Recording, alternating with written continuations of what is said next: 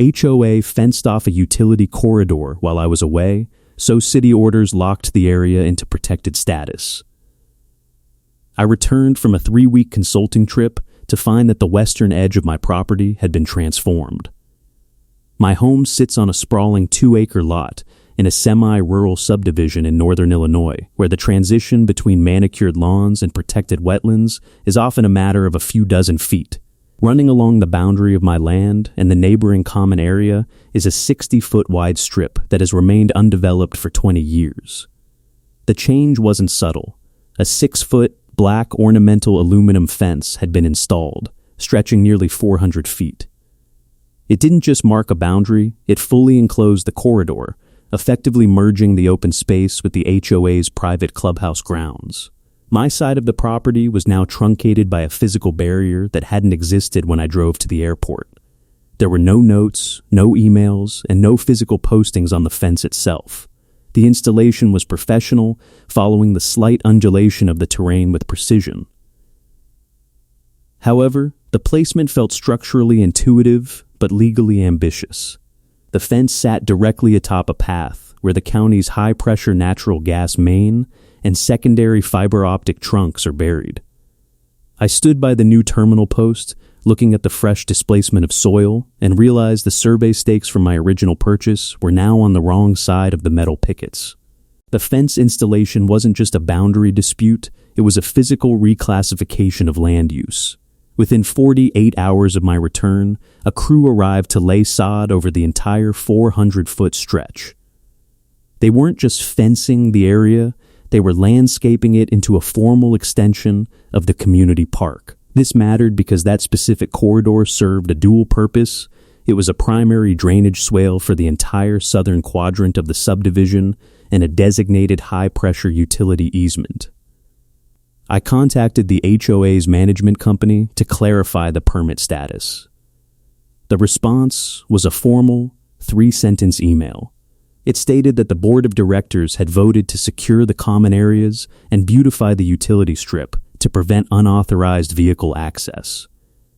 There was no mention of the fact that the fence crossed 3 feet into my deeded property line or that it now sat directly over a critical infrastructure artery. The confusion wasn't emotional, it was logistical. By enclosing the area, they had effectively removed the open access requirement for the utility providers.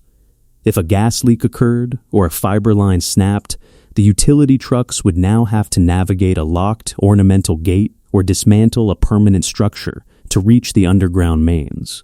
The local building department's online portal showed a miscellaneous site improvement permit which had been approved with minimal oversight. It seemed the city's desk clerk had treated this as a standard residential fence rather than an infrastructure encroachment. This wasn't just inconvenient, it changed how the land functioned. The natural flow of the local geography was now being dictated by a board's aesthetic preference rather than the underlying requirements of the grid. The city's online permit system indicated that the project was closed and completed. I spent an afternoon at the County Recorder of Deeds office pulling the original plat maps from 1998. On the weathered vellum, the line was clear. A 60-foot wide restricted utility and drainage corridor ran exactly where the fence now stood. I cross-referenced this with the recent filing. The H.O.A. had submitted a site plan that labeled the area simply as common green space, omitting the specific easement designations that usually trigger a mandatory review by the engineering department. For a moment, I doubted my own reading. Perhaps a recent amendment had vacated the easement. I requested the recorded covenants and any utility vacation notices from the last 5 years. There were none. In fact, a 2014 drainage study for the county had re-emphasized this specific swale as a critical runoff path. I brought these documents to the city planning office, expecting a quick correction. Instead, the clerk noted that since the H.O.A. had an architectural approval on file and the fence met the height requirements for the zone, the city considered it a private civil matter between neighbors. I left the office believing the issue was settled, or rather lost. If the city wouldn't enforce its own easement and the H.O.A. viewed the land as its own, the fence would likely remain until the next major utility upgrade. years or decades away. However, as I was filing the photocopies into my own records that evening, I noticed a small, handwritten notation on the margin of the 1998 plat, see Addendum B4, Federal Energy Regulatory Commission, Interstate Gas Pipeline Protection Zone. I pulled the digital records for Addendum B4. It wasn't just a local utility easement, it was a federally tracked safety buffer for a high-volume interstate transmission line. The document stated that no permanent structures, including fences with concrete footings, could be placed within 20 feet of the center line without a direct federal variance. The discovery of the FERC addendum changed the jurisdictional landscape overnight. While the city clerk had viewed the fence as a neighborly squabble over a boundary line, federal pipeline safety regulations categorized it as a high-priority encroachment on an interstate energy artery. I didn't call the H.O.A. board, and I didn't hire a surveyor to argue over inches. Instead, I sent a PDF of the 1998 plat map and the FERC addendum to the regional safety coordinator for the natural gas utility. Here is what they didn't know. The ornamental fence wasn't just sitting on grass. Its concrete footings had been poured within 18 inches of the high-pressure main's vertical access points. The response from the utilities compliance department was instantaneous and entirely automated. Within 48 hours, a series of white SUVs marked Pipeline Patrol were parked along the curb. Technicians in high-visibility vests began spraying bright yellow lines across the H.O.A.'s brand-new sod, marking the exact path of the 24-inch steel pipe buried beneath. The enforcement unfolded with the cold precision of a regulatory machine.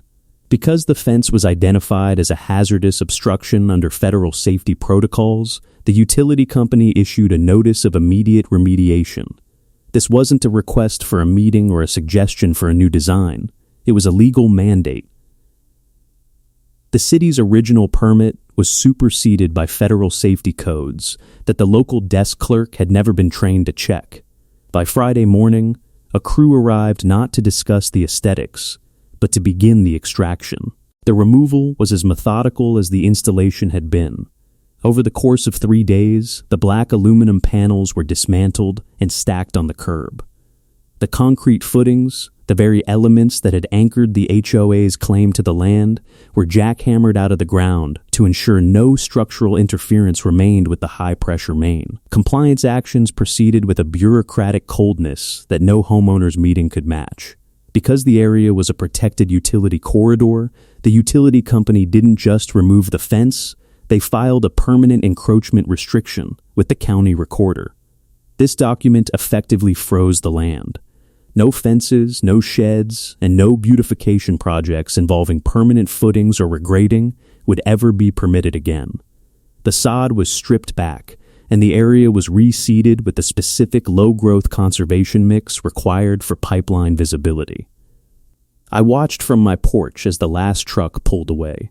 My property line was once again clear, marked by the absence of an illegal barrier rather than the presence of a new one. The H.O.A. was left with a 5-figure bill for the original installation, a secondary bill for the emergency removal, and a permanent legal restriction on its own common area. The land had returned to its intended state, a boring, functional strip of infrastructure. It serves as a quiet reminder of a fundamental truth in property law: how many projects fail because one detail was ignored. In this case, it was a single marginal note on a 30-year-old map that the system simply wouldn't let anyone forget. If you enjoyed watching this H.O.A.'s expensive mistake get dismantled by federal law, hit that like button and subscribe so you never miss a teardown. Do you have a nightmare H.O.A. story or a pro-revenge moment of your own? Drop it in the comments below. I read every single one, and your story might just be the focus of our next deep dive.